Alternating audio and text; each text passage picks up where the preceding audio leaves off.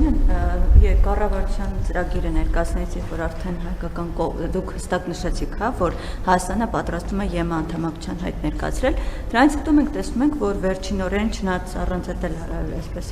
փոխադարձ խայթոցներ հնչում են, բայց ռուսական կողմից ավելի կոշտ, այսպես վերջնագրերի տեսքով հայտարարություններ են հնչում, օրինակ իրենց պետդումայի խոսնակներ ասում, իրենց ձևակերպումն են բերում, ասում են Հայաստանը ցինիկաբար շարունակում է օգտվել ԵԱՏՄ արտոնություններից եւ միևնույն ժամանակ ԵՄ այսպես դեպի ԵՄ քայլեր է անում, ասում էր գնացեք ԵՄ, բայց գոնես կեղծ օրակարգը մի խափեք մեզ, մի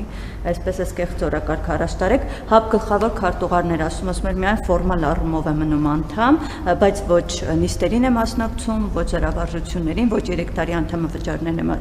վճարում եւ ասում էր, որ պետք է սա բացառապես ՀԱՊ անդամ երկրների հրամանատարների հարցն է, Հայաստանին դուրս հանելու հարցը։ Սա հետ կապված այսքան ստացվում է, որ խնդիրը այսպես լուծելու փոխարեն ավելի է խորանում եւ երկու կողմ կարծես իրար վրա են, բարդում Հայաստանը, Ռուսաստանն էլ իր հերթին։ Սրա հետ կապված եւ մի կարճ հարցել իրավական այս process-ների հետ կապված, պարոն Փաշինյան, մենք թե քարոզարշավի ընթացքում, թե վերջերս էլ ազգային ժողովի ամբիոնից ինչ ենք լսում, օրինակ Ռոբին նստացնելու եմ, Գագոյին նստացնելու եմ, կզացնելու եմ եւ այս ամենից հետո այդ անունները, որոնք դուք նշում եք, նրանց նկատմամբ քրեական գործեր են սկսում եւ սա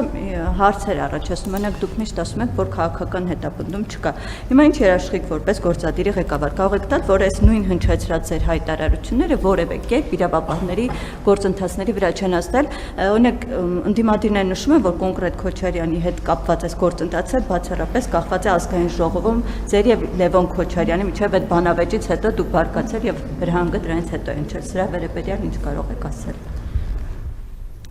Պետդումայի հետ կապված հայտարարությանը մեր ազգային ժողովից արձագանք հնչել է, ես ավելացնելու բան չունեմ։ ՀԱՊ-ի հետ կապված ՀԱՊ գլխավոր քարտուղարը փաստերն է արձանագրել, ես էլի արձագանքելու բան չունեմ, բայց ձեր այն դիտարկմանը թե ստացվում է, որ Հայաստանն ու Ռուսաստանը իրար վրա են գցում, տենց մի բան, մենք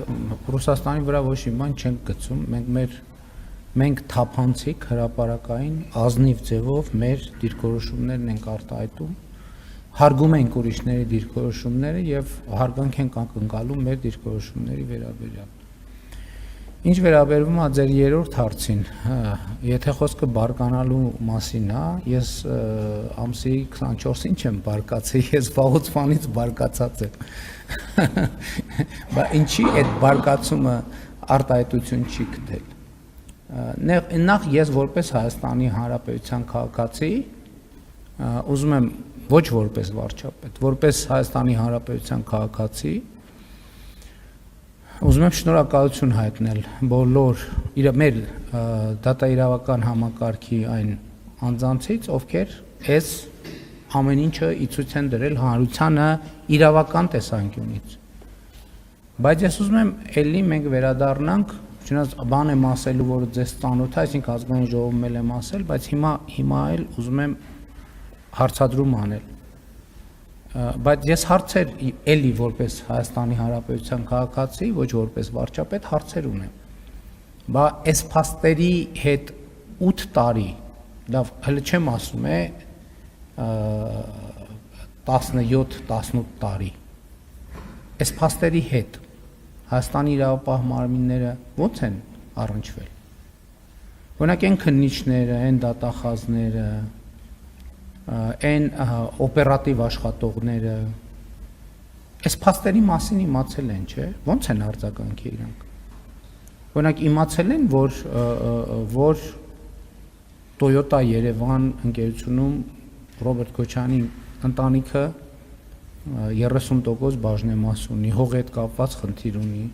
Օրինակ իմացել են, որ Օրանժը Ռոբերտ Քոչարյանի ընտանիքինն է, օրինակ իմացել են, որ Պարոնյան 8 հասցեի շենքը Ռոբերտ Քոչարյանի ընտանիքինն է, օրինակ իմացել են, որ Play City-ն Ռոբերտ Քոչարյանի ընտանիքինն է եւ էլի բազմաթիվ բաներ։ Մենք հասկանում ենք, մենք պետական ստանդարտ պետք է սահմանենք եւ նաեւ ժողովրդավարության ստանդարտ սահմանենք։ Եվ առաջին հարցի հատվածը էսա։ Նախ եթե նույնիսկ չեն իմացել նախորդող շրջանում 2018 թվականից հետո մենք անդադ բարձրաձայնվել է դա մամուլում եւ այլն եւ այլն։ Հայաստանի Հանրապետության դատախազներ, քննիչներ, օպերատիվ աշխատողներ, ինչ գործողություն են ձեռնարկել, որովհետև հանցանքի առերևույթ ցանկացած դեպքի պետք է իրանք բան անեն, արձագանքեն, ո՞նց են արձագանքել։ Արձագանքել են, որոշ դեպքերում գուցե քրեական գործեր հարուցվել է, բայց քրեական գործերը ինչի չեն քննել, ինչի չեն քննվել։ Կամ որ այդ քրեական գործերը հարուցվել են, ես զանգել եմ, ասել եմ գործ հարուցեք, կամ որ չեն քննվել, ես զանգել եմ, ասել եմ այդ գործը մի քննեք։ Այս հարցերին պետք է տրվի պատասխաններ, հակառակ դեպքում ես ունեմ դրա քաղաքական պատասխանը ես ունեմ։ Որովհետև քոչարանասերժական մաֆիան իր շոշափուկները ունեցել է եւ դեռևս ունի Հայաստանի դատաիրավական համակարգում։ Այն որ խուզարկությունից առաջ պաստառներ են բանանում, ցույց տալով, որ իրանք գիտեն, հետո էլ մի հատ մեծ պատմություն են սարքել, վայ երեխեքը, բայց եթե դուք գիտեիք, որ գալու են, երեխեքին խի տատիկ պապիկի մյուս տուն չէիք ուղարկել։ Ինչի չէիք ուղարկել, այսինքն պահել էիք, որ երեխեքով շոու անեք, երեխեքի թիկունքում, այդքան սիրում էիք երեխեքին, այդ պլակատ գրելու ժամանակահատվածում կարելի էր ուղղակի երեխեքին բան անել, ուղարկել մյուս տատիկ պապիկների տուն, ընկերոջ տուն, հարազատի տուն։ Այսինքն էս էլ ցույց է տալիս, որ դիտավորյալ պահեր երեխեքին զենքայնացնելու մի հատ process է սկսվել։ Հաջորդը ես 8 տարի վարչապետ եմ։ Հարգելի լրագրողներ, դուք էլ գիտեք ես ում ինչ եմ ասում։ Ընդհանուր գիտեք մեր տանը ով ինչ է ասում, երբ է ասում, ինչու ասում, ում հետ ինչ եմ խոսում։ Հիմա ասեք, ո՞րն է իմ հյուրանոցը, ո՞րն է իմ հանգստյան տունը, ո՞րն է իմ բազմաբնակարան շենքը, ո՞րն է իմ միլիարդները, որտեղ են դրանք պահվում։ Եվ դիմեք իրավապահ մարմիններին։ Եվ ես ուրիշ հարց եմ տալիս, այսինքն ես եւ Հայաստանի Հանրապետության քաղաքացիները եւ Հայաստանի Հանրապետության իրավապահ համակարգը պետքա տենց բաց աչքով նայենք, ասենք դե բաները Ռոբերտ Քոչարյանը, Սերժ Սարգսյանը, Գագիկ Ծառուկյանը, իրանք դե վերին արտի ցորեններն են, իրանք կարան դե թալանեն Հայաստանի Հանրապետությունը, հետո սենց սերնդեսերունդ այդ թալանածը ժառանգեն։ Եվ ես շատ հստակ թափանցիկ խնդիր եմ ձևակերպել այս ամեն ինչը ընտրություններից առաջ ժողովրդի առաջ։ Եվ ժողովրդին առաջարկել եմ, որ առաջարկում եմ մեր պետության այս ոլորտում այսպիսի քայլեր, որոնք չանելու համար մեղադրում եք ինձ, բայց այսինքն եւ ժողովուրդը գնացել է քվեարկել է եւ ժողովրդի կամքը պետք է իրականացվի։ Հիմա ոչ մեկ չարտ չի տալիս։ Այդ միլիարդները Ռոբերտ Քոչարյանին որտեղից, ասում է բիզնեսով ենք զբաղվել։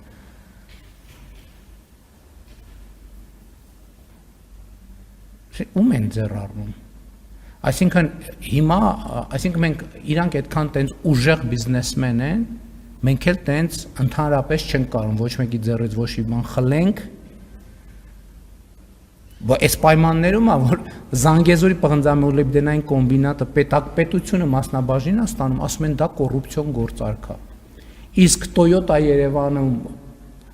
իրանց անձնական փայ ունենալը դա բիզնես գործունեություն է։ Եվ այլն եւ այսպես շարունակ։ Ասենք Ամուլսարի նախագծում պետության փայ ունենալը այդ կոռուպցիոն գործարք է։ Իսկ իրանց Երևանի կենտրոնում հողեր վերցնելը եւ ձեռքբերման գնից 20-30 նապատիկ ավել գնով վաճառելը այդ բիզնես է։ Սա ընդունելի է, պետքա սա պետության հարցն է եւ ասում եմ քաղաքական խնդիրը հետեւյալն է։ Եվ Ռոբերտ Քոչարյանը, եւ Գագիկ Ծառուկյանը, եւ Սերժ Սարգսյանը ամսի 1-ը որ մոտենա, պետք է հեռախոսը բացեն։ Դրանց թոշակը նստելա թե չէ։ Այս է քաղաքական խնդիրը։ Ինչու, որովհետև նրանք պետք է ապրեն իրենց թոշակով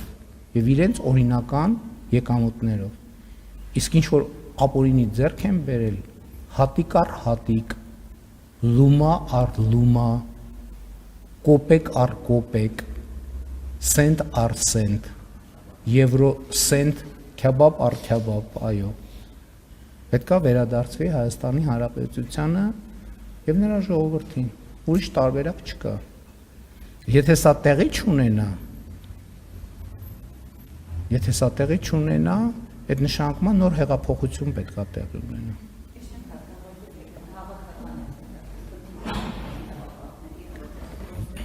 Ես այդ քաղաքական խնդիրը ձեր բոլորի եւ 40,000 մարդու աչքի առաջ դրել եմ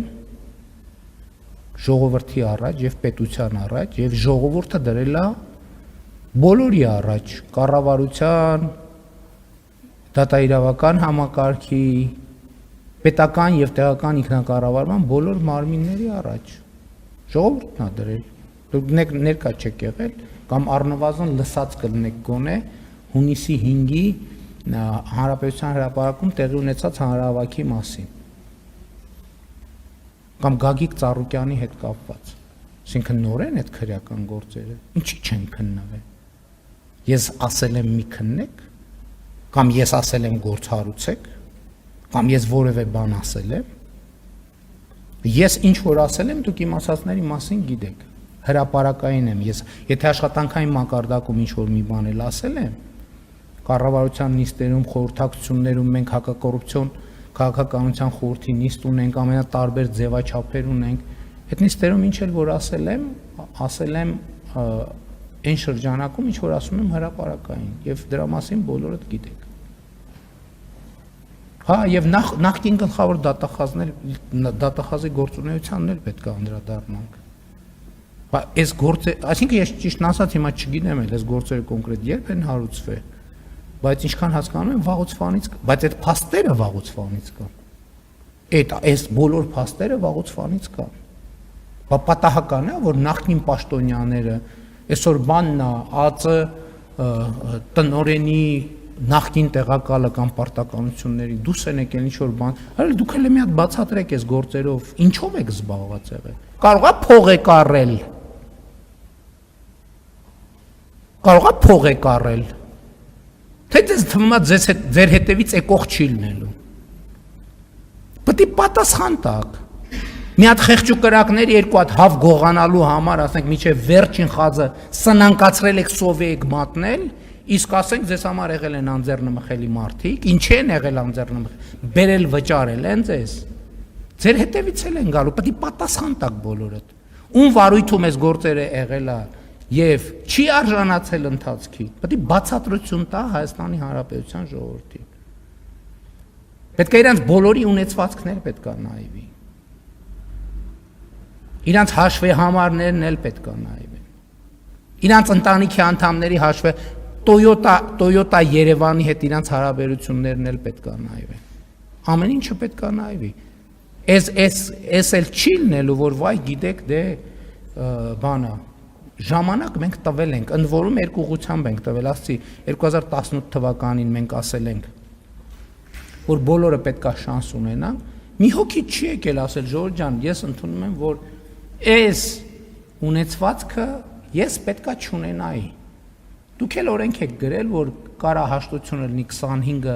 75-ը վերադարձնենք եւ 25-ը մնա մեզ։ Այդպիսի մի հոգի չի եկել դատախազություն կամ որևէ այլ մարմնի դիմել։ Իրավապահներն էլ երևի այն ով որ այդ շանսը ունեցել է իրավապահ համակարգի նախկին դատախազները, նախկին իրավապահ համակարգի ղեկավարները պետք է պատասխան տան, բա այս ինչ են արել այս գործերի հետ։ Ինչ են արել։ Այո, իհարկե։ Բա անկախ իրանց համար աշխատել են։ Անկախ իրանց համար աշխատել են։ Բա այդ անկախությունը ո՞նց են օգտագործել։ Կարող է Քոչարյանից, Ծառուկյանից, Սարգսյանից փողեր առնելիս են եղել, Մեր վրա էլ խաբար չի եղել։ Պետք է գնանք հատ-հատ ունեցվածքներ նայենք։ Հատ-հատ։ Կարող այսօր էլ կան մարդիկ, որ աշխատում են։ Զանգում է, ով է քշերվա կեսին կամ չգիտեմ նախորդ օրը կամ չգիտեմ, զանգում Ռոբերտ Քոչարյանն է ասում, որ գիտես ինչ գալու են ձեր տուն խոզակցության։ Պետք է բռնել, հա։ Ինչ հայտարարեցին։ Ինչ եմ հայտարարում։ Ինչ եմ։ Ասել եմ պետք է նստեն, հիմա էլ եմ ասում պետք է նստեն։ Ինչ։ Ինչի՞ դիմա։ Ես 8 տարի ասում եմ պետք է նստեն, ինչի՞ չի։ Խեն ձեռով գրել, թող մի հատ տանեին, բան բարձր որակի պրինտ անեին, իրաց տան գլխին հագցնեին։ Ես 8 տարի ասում եմ, դա ես նորություն եմ ասում։ Կամ 2026 թվականին 8 տարվանը չեն հիշում, 2026 թվականի հունիսի 7-ին հայտարարել եմ դրա մասին։ Դարպասին գրեին։ Գտնելու ենք այդ ուտեշկա տվողներին, եւ ես չեմ նախանձում, թե նրանց հետ ինչա տեղի ունենա։